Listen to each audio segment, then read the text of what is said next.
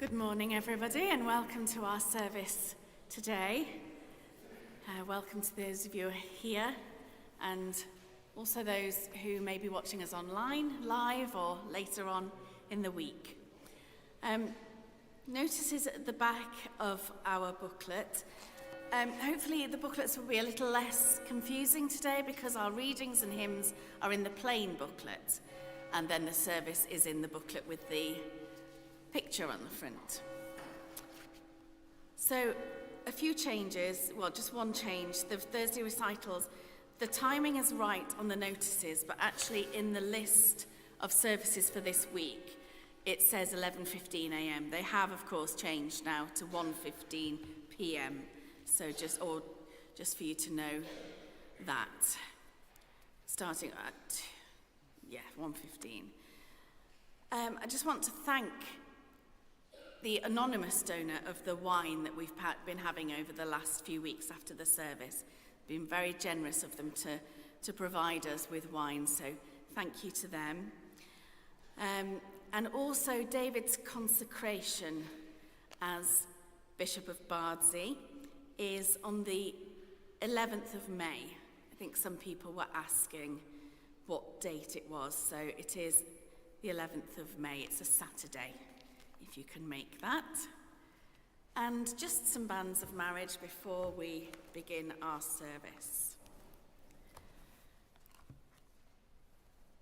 So I published the banns of marriage between Alice Marie Horwood of Brobdingnol and Daniel Paul Garrod of Brobdingnol. If any of you knows cause or just impediment why these two persons should not be joined together in holy matrimony, you are to declare it. And this is the second time of asking. You revive my soul and guide me along right pathways for the sake of your name.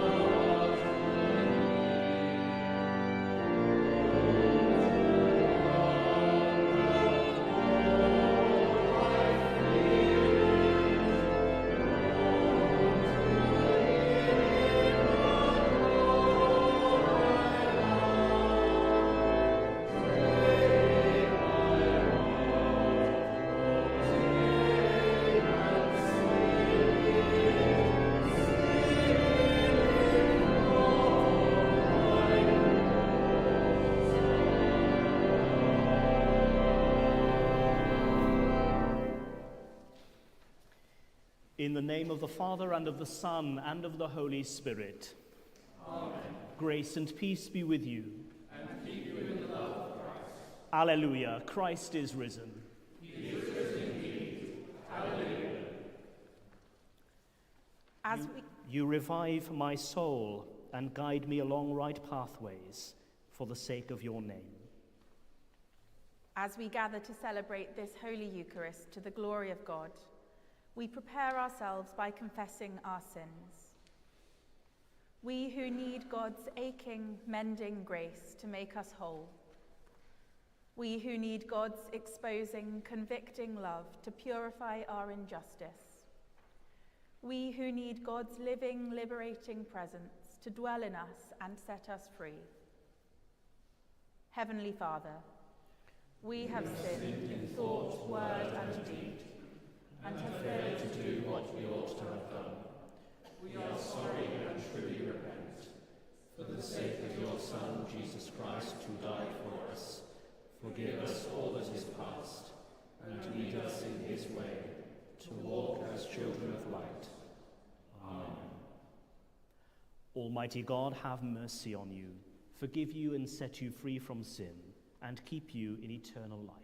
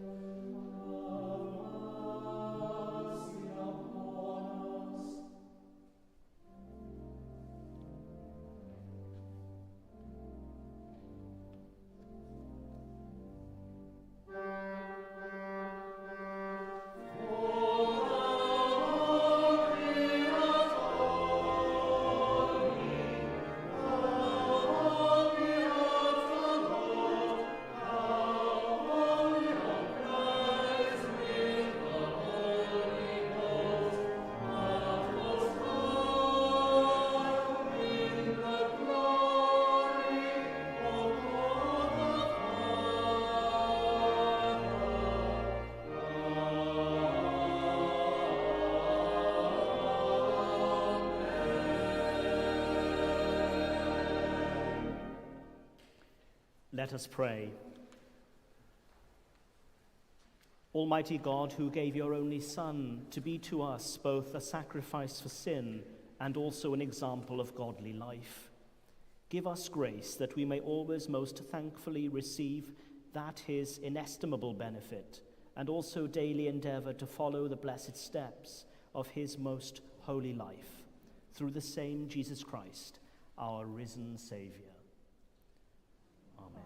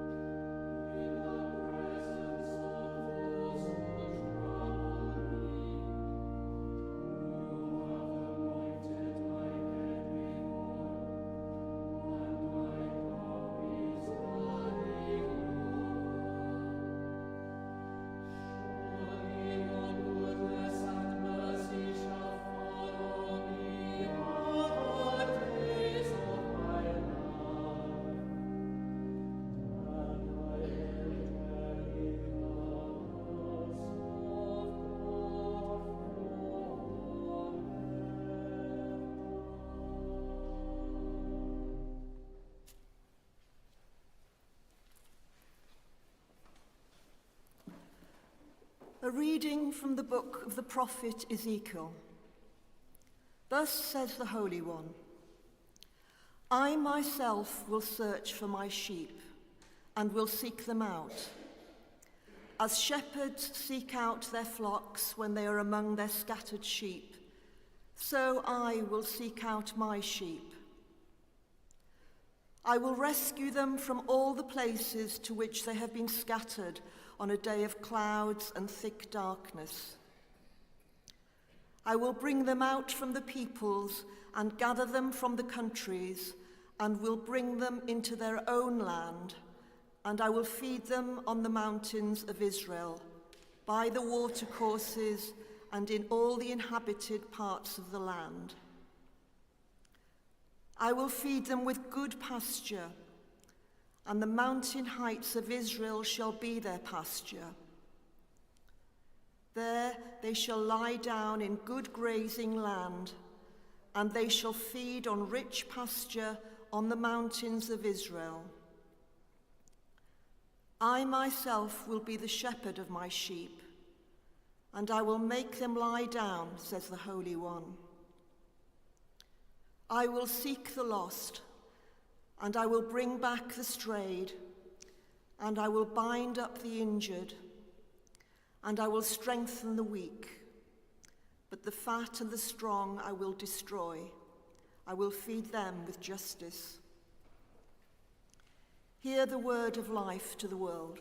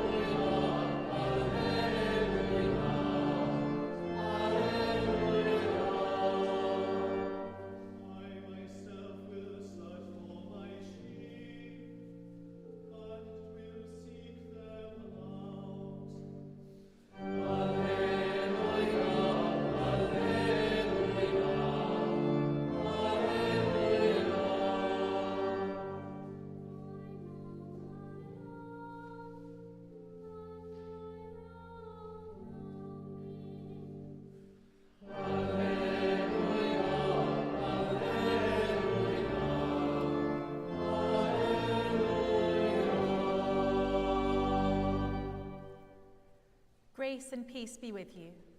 And keep you in the love of Christ. Listen to the Holy Gospel according to St. John. Glory to you, O Christ. At that time, Jesus said to the Pharisees, I am the good shepherd. The good shepherd lays down his life for the sheep.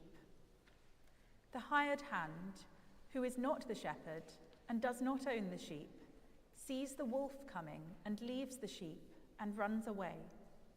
And the wolf snatches them and scatters them. The hired hand runs away because a hired hand does not care for the sheep. I am the good shepherd. I know my own, and my own know me, just as the Father knows me, and I know the Father. And I lay down my life for the sheep. I have other sheep that do not belong to this fold. I must bring them also, and they will listen to my voice. So there will be one flock, one shepherd. For this reason the Father loves me, because I lay down my life in order to take it up again. No one takes it from me, but I lay it down of my own accord. I have power to lay it down, and I have power to take it up again.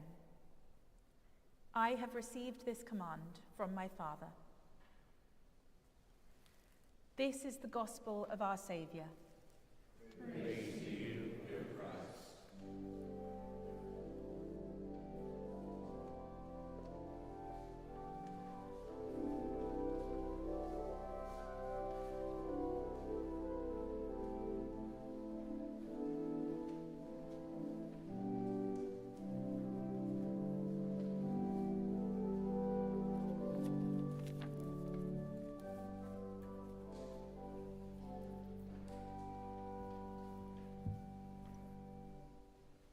Let us speak with love about the one who is love.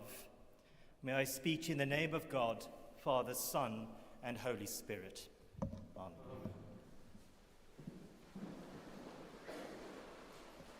That Jesus is the shepherd and we are the sheep is a beautiful image.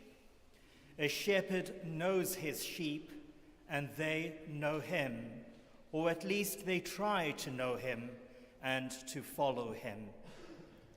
The early 4th century sculpture of a shepherd carrying a lamb across his shoulders is a very well-known one. It was carved during a period when Christian persecutions were still happening throughout the Roman Empire. The Cryophoros shepherd, as it is called, is a theme rooted in classical art as a representation of service and later as an allegory of philanthropy. It was originally a pagan representation of a man bringing his offering to the altar of the Roman gods.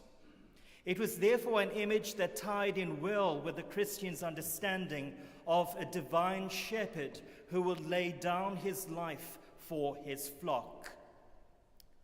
During the persecutions, these images had the advantage of directly addressing the Christian faithful, whilst not drawing much attention to them, since the images were used by people of other faith traditions too. The sculpture today represents Christ, depicted simply as a youthful man and beardless. I remember when I was a chaplain at Bishop Bevan's school, walking into the sacristy on a daily basis. And right in front of me, there was this lovely stained glass window that I always looked at whenever I vested. It was that lovely image of Jesus carrying the sheep across his shoulders. I think that image speaks to us as profoundly today as it did to the people in ancient times. When I was a child, I never had any real access to rural communities because I was raised in a large city, the city of Durban, which is a coastal city in South Africa on the east coast. And so we never really saw sheep, and we did not know shepherds really, apart from those times when our teachers spoke to us about shepherds and what they did, and spoke to us about sheep. And some of our rhymes in primary school were all about sheep, and our Sunday school lessons were about sheep and about shepherds. But I was raised in that kind of environment where I never really understood what sheep were about, apart from enjoying sheep. And I never really knew what shepherds were about, apart from those few documentaries that I watched on TV, or those times when people shared stories about shepherds at church.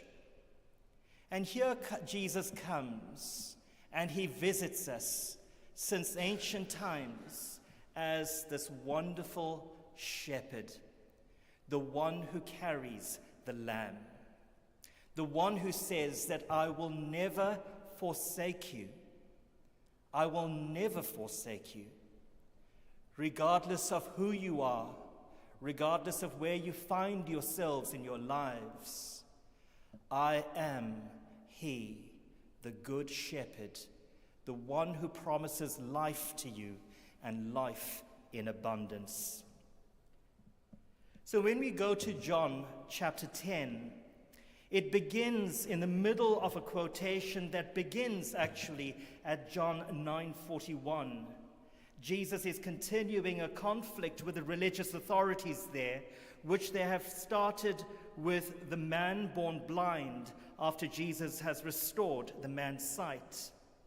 When the authorities cast the man out, Jesus finds him and receives him as his very own, his sheep, in the rhetorical landscape, of course, of John 10.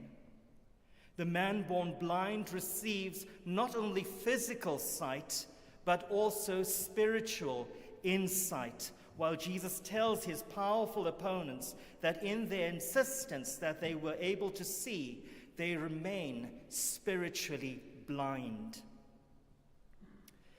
He goes on to describe what a good shepherd is and what false shepherds are about. I am in the process of reading a book that I first bought some 25 years ago, perhaps, called Clashing Cymbals. It's written by Michael Gallagher, who is a Jesuit priest.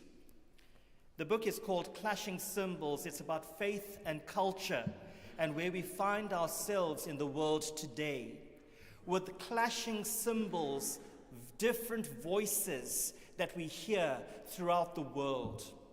The clanging sound of those cymbals are sometimes so loud that we forget, we find it hard to hear the voice of God in all of this. Very often we find ourselves throwing up our hands saying, I can't hear anymore. I don't know who I am anymore. But for the one who is attuned to the voice of God, the one who is wired into that understanding of who God is, would be able to hear that soft, still voice of God, regardless of how quiet that voice might be. I served for a long time for an organization called TOC-H. I don't know whether any one of you remember TOC-H. I often speak about the organization. It has a lovely little lamp, and we light the lamp, it's a St. John lamp, that has a tiny little flickering flame at the end of it. And at every gathering, we light that lamp. And that tiny little flame, people often say, is the consistent flame that has burnt throughout our history as a people. Like the Paschal candle that is lit each year to remind us that God has gone before us. God says, I have gone before you to prepare a place for you. So today's gospel reading, today's readings, the Ezekiel reading, the John reading, and even the beautiful psalm that was sung so beautifully, all alludes to the same thing. It speaks to the power of the risen Christ, the power of the risen Christ that is restorative, the one who comes to restore, the one that comes to enliven us, the one who animates us and puts us and gets us to walk again, as crippled as we might feel by everything that weighs us down in life. Today, Jesus comes bearing his staff. Today, he comes bearing a rod too. My rod and my staff are there to comfort you, to strengthen you. My law, the foundation upon which you build your lives, is the foundation, and my staff is the staff that I carry to guide you as a pilgrim people. This is the Christ that we adore. This is the Christ that we have come to worship. This is the Christ who takes out of each one of us the darkness that might be lurking within this interior space, who places within us again hearts of flesh when our hearts have become hearts of stone. This is the Christ, the resurrected Christ, who comes today to resurrect each one of us to new life, new purpose, and new beginnings.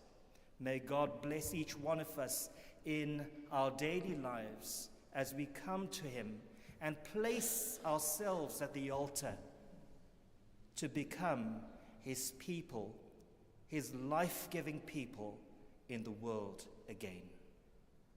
Amen.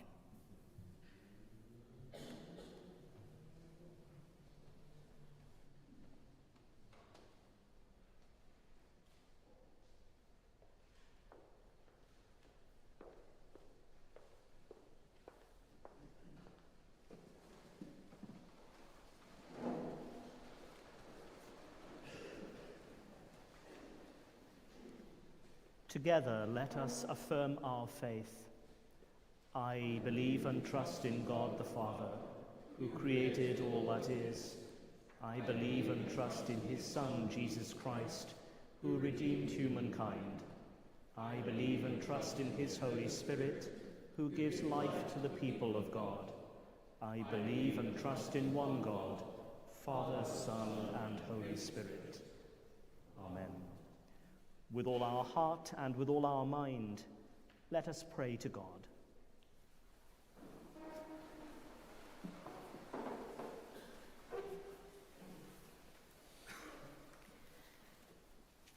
Let us pray that our risen Saviour may fill us, Andrew, our Bishop, David, Bishop Designate of Bardsey, and our friends in Christ across our diocese, with the joy of his glorious and life-giving resurrection. God, in your mercy, let us pray that our risen Saviour may pour out his blessing on our city, the businesses, and the community within it, especially those who are struggling at this time. God, in your mercy,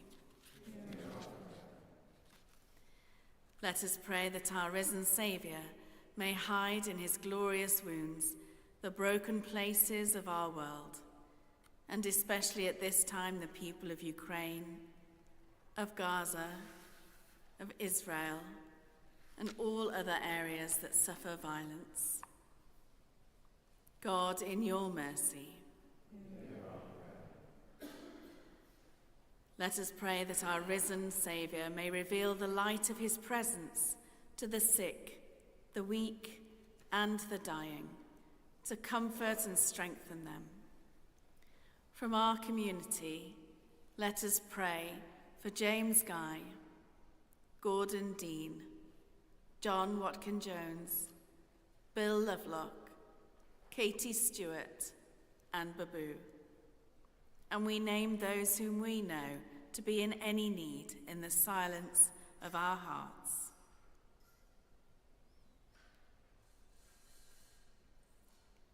God, in your mercy, let us pray that our risen Saviour's promises for those who have died in the light of the resurrection may be raised on the last day. Let us pray for those who have died recently and for those whose year's mind falls at this time as we remember Gwyndaf Hughes, priest, and Glyn Wright McDermott. Rest eternal grant unto them, O God, and let light perpetual shine upon them. May they rest in peace and rise in glory. Let us pray that our risen Saviour may open our eyes so that we may bear fruitful and faithful witness to his resurrection. Merciful Father, accept these prayers for the sake of your Son, our Saviour Jesus Christ. Amen.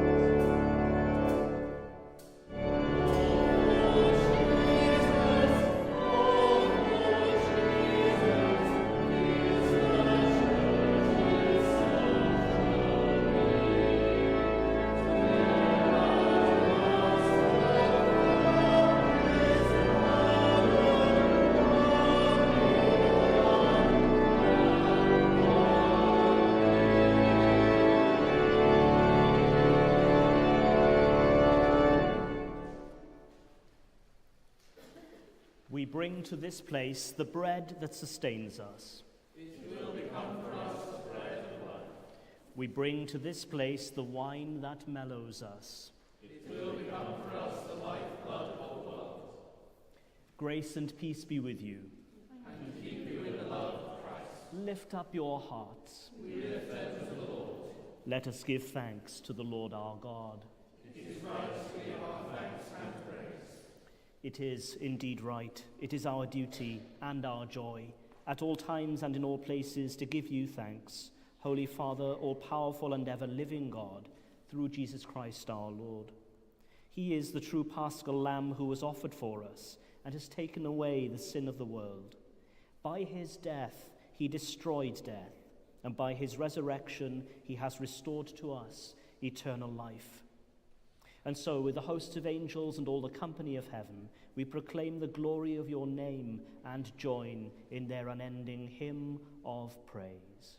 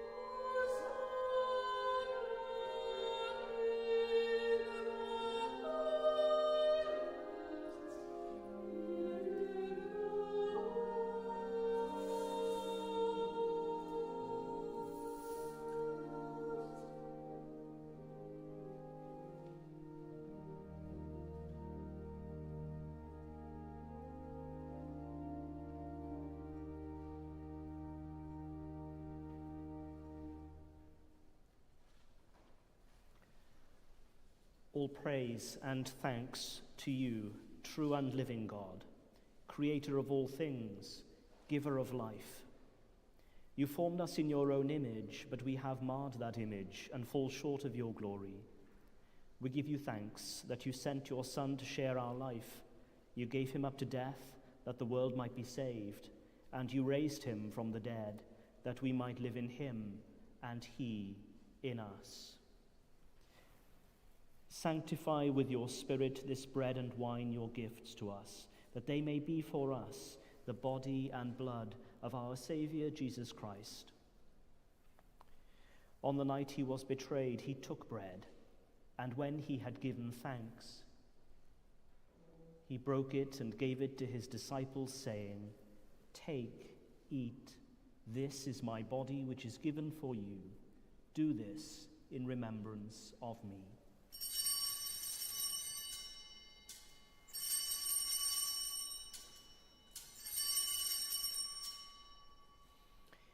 In the same way, after supper, he took the cup, and when he had given thanks, he gave it to them, saying, "Drink from this, all of you, for this is my blood of the new covenant, which is shed for you and for many for the forgiveness of sins. Do this as often as you drink it, in remembrance of me."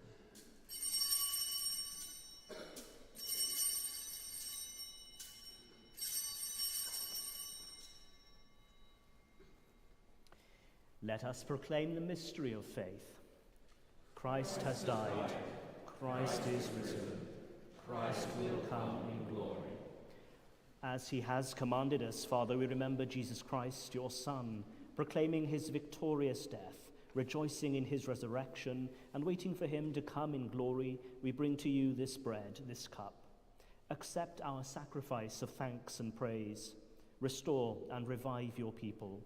Renew us and all for whom we pray with your grace and heavenly blessing, and at the last receive us with all your saints into that unending joy promised by your Son, Jesus Christ our Lord. Through him, with him, in the unity of the Holy Spirit, all honor and glory are yours, Almighty Father, forever and ever.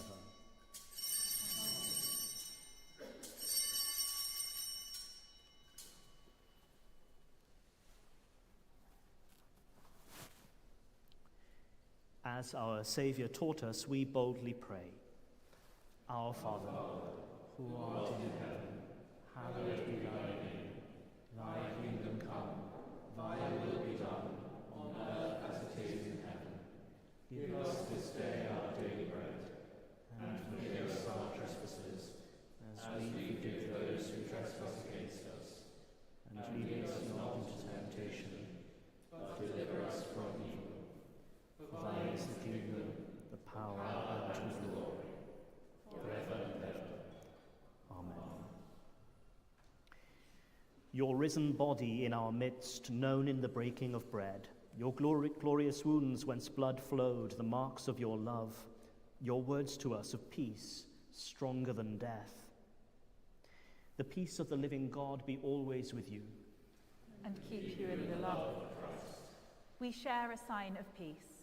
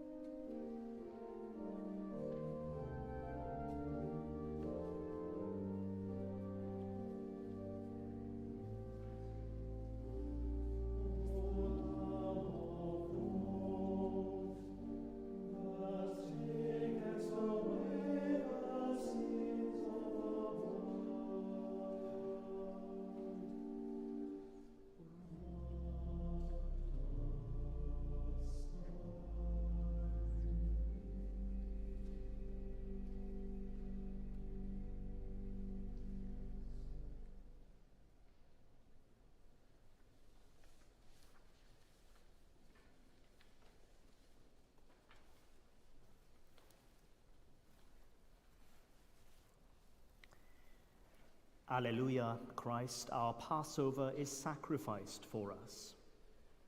Therefore let us keep the feast. Alleluia.